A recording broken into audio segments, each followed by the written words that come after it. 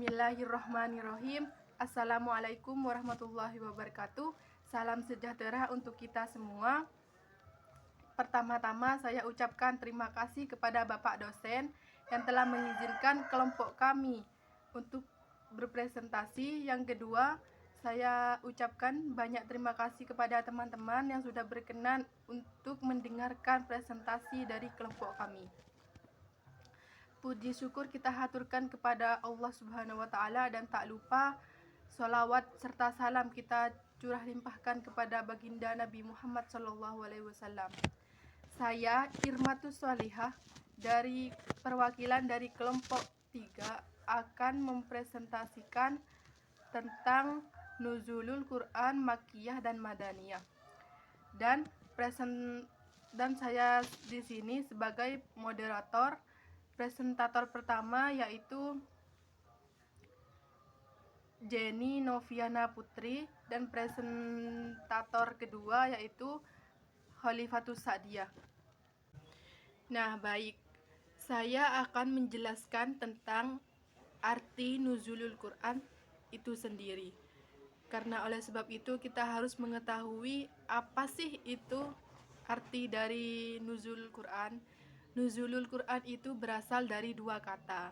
Yang pertama itu nuzul yang artinya turun, yang kedua itu Al-Quran yang artinya bacaan atau wahyu Allah yang diturunkan kepada Nabi Muhammad SAW. Jadi arti dari Nuzulul Quran berarti peristiwa turunnya Al-Quran dari Allah Subhanahu wa Ta'ala kepada Nabi Muhammad SAW melalui perantara malaikat Jibril. Al-Quran diturunkan pertama kali di Gua Hira, Mekah, kepada Nabi Muhammad SAW ketika beliau berusia 40 tahun. Wahyu yang pertama kali turun adalah surat Al-Alaq ayat 1-5. Nah, dalam tradisi Islam, Nuzulul Quran itu diperingati sebagai Nuzulul Quran yang diperingati setiap tanggal 17 Ramadan karena diyakini sebagai hari turunnya wahyu pertama. Nah, mungkin seperti itu arti dari Nuzulul Quran sendiri, dan berikutnya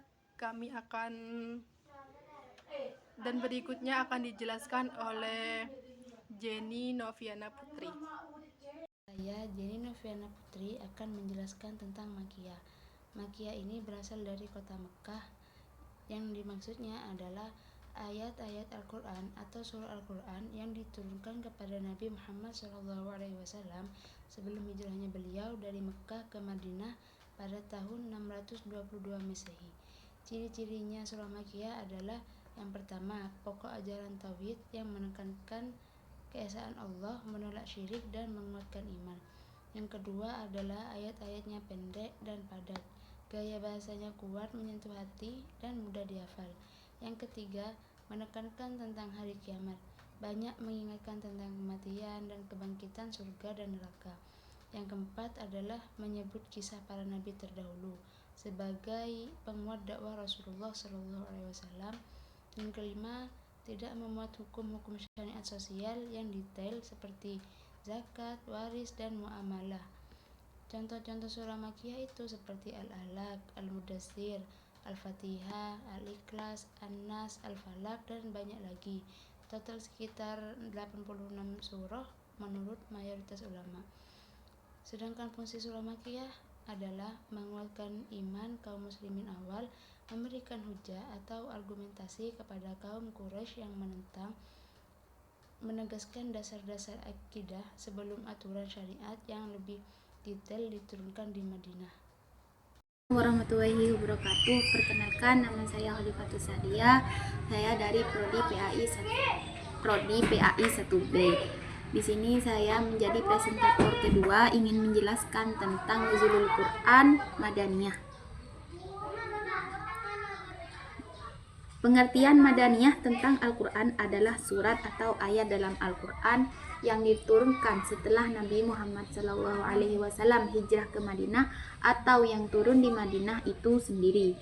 Secara khusus, Madaniyah mencangkup ayat atau surat yang turun setelah hijrah baik di Madinah maupun di tempat lain. Termasuk pada masa peristiwa penting seperti Fathu Makkah atau Haji Wada. Madaniyah sering dikaitkan dengan ayat-ayat yang berkaitan dengan hukum-hukum Islam, perdebatan dengan ahli kitab, dan pembahasan tentang kaum munafik. Adapun ciri-ciri surat Madaniyah antara lain adalah ayat-ayatnya yang panjang, memuat ketentuan faraid dan had,